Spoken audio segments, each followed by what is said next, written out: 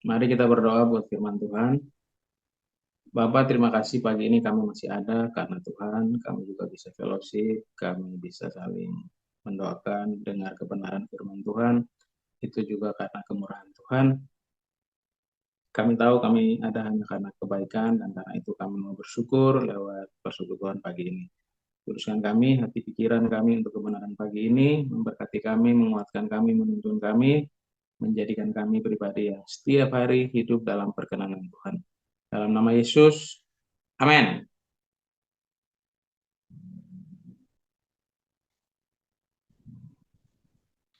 Shalom Bapak-Bapak yang dikasih Tuhan. Shalom. Saya mau sharing satu kebenaran firman Tuhan. Efesus pasal 2 ayat 8, 9. Efesus pasal 2 ayat 8, 9. Saya baca buat kita ya. Efesus 2 ayat 8, 9.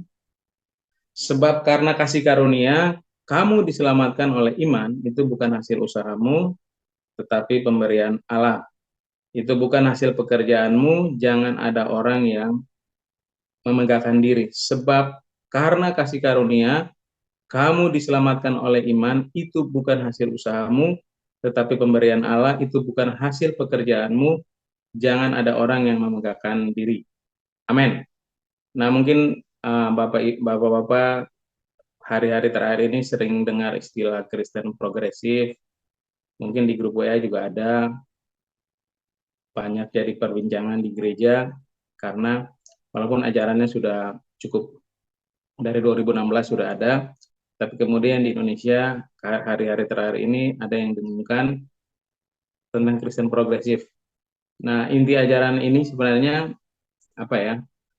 Penekanan itu pada nilai-nilai kasih sayang, kebaikan, toleransi, tidak peduli siapapun, pokoknya kita harus bangun hubungan dengan sesama. Nah, pada titik itu sebenarnya kan tidak ada masalah. Hanya yang jadi masalah adalah pemahaman dasar iman Kristen itu jadi tidak dianggap. Contoh misalnya Alkitab bukan firman Allah, Alkitab itu ya sekedar apa pesan Tuhan, kita percaya apa tidak, dia bisa juga ditambahkan, dikurangi, terserah kita, tergantung pemahaman kita pada masa kini. Kemudian Yesus bukan satu-satunya sumber keselamatan, keselamatan itu ada di luar Yesus. Untuk bisa selamat, salah satunya dengan berbuat baik. Kenapa? Karena banyak orang buat baik, masa karena tidak percaya Yesus tidak selamat.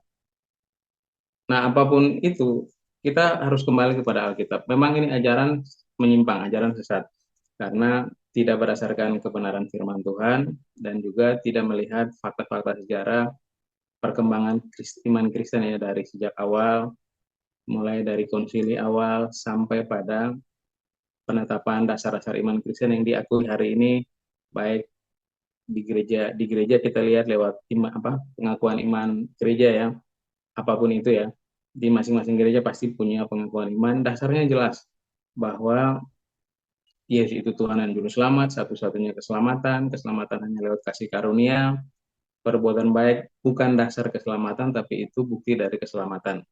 Nah, karena itu pagi ini saya mau sharing tentang Efesus pasal 2 ayat 8 sampai 9. Paulus berkata, sebab oleh kasih karunia kamu diselamatkan oleh iman. Itu bukan hasil usahamu, tetapi pemberian Allah. Itu bukan hasil pekerjaanmu, jangan ada orang yang membanggakan diri. Keselamatan kita di dalam Tuhan itu murni karena kasih karunia. Tidak ada cara lain untuk kita bisa selamat kecuali melalui kasih karunia Tuhan. Karena usaha manusia untuk mencapai Tuhan melalui perbuatan itu gagal. Kalau manusia bisa selamat melalui perbuatan, ya kita kembali lagi ke hukum Taurat. Karena dasar keselamatan hukum Taurat adalah perbuatan. Faktanya, tidak ada satu orang pun yang sempurna hidup menurut hukum Taurat. Jadi keselamatan tidak pernah ada di dalam didapat melalui perbuatan baik. Tidak ada. Kalau keselamatan didapat melalui perbuatan baik, orang Kristen tidak layak selamat juga pasti. Bisa jadi orang Buddha mungkin lebih baik dalam perbuatan saleh. Kita walaupun mengaku Yesus Tuhan Juru Selamat di gereja, hidup saleh kita kurang baik dibanding misalnya orang Buddha. Tapi keselamatan menurut Alkitab murni kasih karunia. Kenapa kasih karunia? Karena tidak ada satu orang manusia pun yang melalui perbuatannya bisa membawa dirinya kembali kepada Tuhan. Nah, masalah utama manusia dan Tuhan itu kan bukan perbuatan baik, tapi dosa. Adam jatuh karena dosa, karena melawan kehendak Tuhan. Dosa adalah melawan kehendak Tuhan. Adam jatuh karena melawan kehendak Tuhan. Dia berdosa dan konsekuensinya adalah dia terusir keluar dari Eden, dan hasilnya semua manusia keturunan Adam dia berdosa, dan semua manusia keturunan Adam dia berdosa. Makanya di Kristen kita mengenal ada dosa asal, dosa yang kita lahir bukan karena kita terlahir sebagai orang berdosa, karena dosa yang dilakukan Adam. Kita juga masih mewarisi dosa di atas kita, nenek moyang kita, dosa warisan. Kita juga masih punya dosa pribadi. Semua perbuatan baik apapun yang kita lakukan untuk mencapai Tuhan tidak akan pernah bisa selama kita melakukan di dalam keberadaan kita yang berdosa. Karena kan tidak pernah ada yang benar yang lahir dari dosa. Makanya dosa itu salah satu definisinya di Kitab Perjanjian Baru itu hamartia. Hamartia itu meleset. Jadi kita membuat baik tapi tidak mencapai Tuhan. Bukan karena perbuatan kita kurang baik, tapi dasarnya kita yang melakukan perbuatan itu kita berdosa. Allah kudus, kita berdosa. Semua perbuatan baik apapun kita tidak akan pernah mencapai Tuhan selama kita masih orang berdosa. Karena hakikat kita berdosa, Allah hakikatnya kudus, natur Allah kudus, kita berdosa. Apa yang bisa kita bikin jadi kompar? Di compare apapun tidak bisa. Selama kita tidak selesai dengan hakikat kita, selama itu kita tidak akan pernah bisa mencapai Tuhan. Karena itu perbuatan baik itu tidak akan pernah membawa kita kepada keselamatan, karena tidak bisa menyelesaikan dosa kita. Kalau perbuatan baik bisa buat kita selamat, ya kita kayak itu berarti transaksional. Karena saya buat ini, saya akhirnya begini. Itu berarti apa? Semua orang bisa mencapai Tuhan karena bisa berbuat baik. Orang yang banyak buat baik pasti bisa masuk surga. Tapi masalah utama dalam Alkitab menjelaskan bahwa masalah utama manusia dengan Tuhan itu jelas karena dosa. Dan sepanjang sejarah Alkitab mencatat tidak ada seorang pun yang bisa mencapai Tuhan karena dia berdosa. Karena itu intervensi Allah itu penting. Makanya Alkitab dalam Efesus pasal 2 bilang keselamatan itu murni kasih karunia. Hanya kita terima melalui iman. Jadi kalau keselamatan itu berdasarkan perbuatan, berarti kita kayak orang Yahudi. Dasarnya hukum Taurat. Tapi faktanya hukum Taurat tidak menyelamatkan. Kita juga tidak percaya pada misalnya hyper grace, keselamatan yang apa dihambur-hamburkan. Ya udah, saya udah bikin dosa, nggak apa-apa, nanti saya juga tetap selamat, Tuhan tetap selamatkan saya. Bukan begitu. Kita itu percaya kepada keselamatan murni kasih karunia. Karena kita tidak bisa mencapai Tuhan dengan perbuatan kita, maka Allah berintervensi ke dalam apa dalam upaya keselamatan kita dengan apa jadi manusia melalui dirinya sendiri, supaya dengan dia mewakili kita untuk membayar tebusan dosa kita. Di dalam percaya kepada Kristus kita terima itu cuma-cuma. Nah, hasil dari kita terima cuma-cuma kita berbuat baik. Jadi perbuatan baik kita itu adalah bukti kalau kita memang selamat. Kalau kita mengaku milik Kristus tapi hidup kita tidak baik, berarti ada yang salah dengan iman kita. Tapi bahwa hidup kita sepenuhnya itu kasih karunia. Jadi Bapak-bapak yang dikasih Tuhan, kita harus ingat baik-baik bahwa keselamatan kita di dalam Kristus itu murni kasih karunia.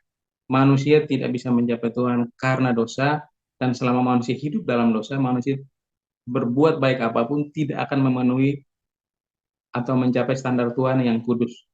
Allah kudus, kita berdosa, kita tidak akan bisa datang kepada Dia kecuali kita menjadi kudus berdasarkan kekudusan standar Tuhan. Nah, kita baru bisa mencapai Tuhan. Nah, untuk bisa mencapai itu murni kasih karunia. Allah sendiri harus jadi kita, mewakili kita membayar tebusan dosa kita sendiri. Di dalam Dia kita mengalami pembenaran, di dalam Yesus kita mengalami kekudusan, dan hakikat kita yang tadinya orang berdosa menjadi orang benar di hadapan Tuhan karena Yesus benar. Akibatnya Allah melihat kita, bukan lagi melihat kita, tapi melihat Yesus yang benar, yang mewakili kita di hadapan Dia. Hasilnya kita jadi orang benar. Baru perbuatan baik kita berkenan. Jadi semua perbuatan baik kita bisa menyenangkan Tuhan selama hakikat kita sudah berubah. yaitu kita jadi orang benar di hadapan Tuhan karena Kristus benar. Karena itu keselamatan di dalam Tuhan itu kasih karunia. Gambaran kasih karunia itu begini. Alkitab bilang apa Roma 3:23 ya, sebab semua orang telah berbuat dosa dan kehilangan kemuliaan Allah. Terus Roma 6:23, sebab upah dosa adalah maut. Semua manusia keturunan Adam tidak terkecuali harus binasa di neraka, itu pasti. Karena itu konsekuensi dosa dan menurut Allah itu adil. Kalau ada sebagian yang harusnya binasa, lalu dipilih Allah untuk diselamatkan melalui Yesus Kristus, nah itu yang namanya kasih karunia. Semua orang layak binasa, kalau ada sebagian yang dipilih Allah untuk diselamatkan melalui korban darah Kristus, nah itu kasih karunia. Nah kekristenan itu kasih karunia, murni kasih karunia. Kita tidak bisa mencapai Tuhan, tapi Allah masuk untuk memberikan dirinya sendiri di dalam Dia. Kita beroleh keselamatan karena kasih karunia. Cuma-cuma buat kita. Tapi buat Allah itu korban darahnya mahal. Ada pembayaran yang mahal dari Allah, tapi kita terima cuma-cuma. Karena itu kita bersyukur hari ini kita bisa menjadi anak Tuhan, murni kasih karunia Allah. Jadi tidak ada alasan lain untuk kita bersyukur, dan keselamatan untuk tidak bersyukur ya. Keselamatan itu hanya di dalam Kristus, tidak ada di tempat lain. Perbuatan baik tidak membawa kita kepada keselamatan. Tidak ada pribadi lain di luar Yesus yang bisa menyelamatkan. Alkitab kasih jaminan jelas ya, Yohanes 14 ayat 6, Yesus bilang aku jalan kebenaran dan hidup. Kisah Rasul 4 ayat 12 juga sama, keselamatan tidak ada di dalam siapapun juga selain di dalam Dia. Jadi hanya di dalam Kristus satu-satunya sumber keselamatan, dan keselamatan di dalam Kristus kita terima melalui iman percaya kepada Dia, dan itu kasih karunia. Jadi banyak ajaran yang akhir-akhir berkembang yang tidak sehat secara teologis ya, juga tidak benar menurut kebenaran firman Tuhan, tidak benar juga dalam perkembangan secara gereja. Tapi kita bersyukur selama ini kita masih ikut Alkitab sebagai sumber kebenaran kita, ya kita pasti dapat ajaran yang sehat. Alkitab ini kita harus percaya firman Allah mutlak tanpa salah dalam teks yang asli. Kalau teks tafsiran itu kan bisa keliru, bisa salah. Tapi dalam teks asli tidak mungkin salah. Dan kita bersyukur Alkitab firman Allah, Yesus itu Tuhan dan Juru Selamat, satu-satunya sumber keselamatan kita, dan keselamatan di dalam Dia hanya karena kasih karunia. Jadi tidak ada cara lain untuk kita beroleh selamat kecuali hanya karena kasih karunia di dalam Tuhan. Ya, ini menjadi dasar kita untuk ikut Tuhan dan juga dasar kita melayani Tuhan. Kita bisa dapat kesempatan melayani hanya karena kasih karunia. Kita bisa ada hari ini dan punya jaminan tempat di surga juga karena kasih karunia. Kalau berdasarkan perbuatan, maka Kristen tidak ada beda sama agama di luar Kristen.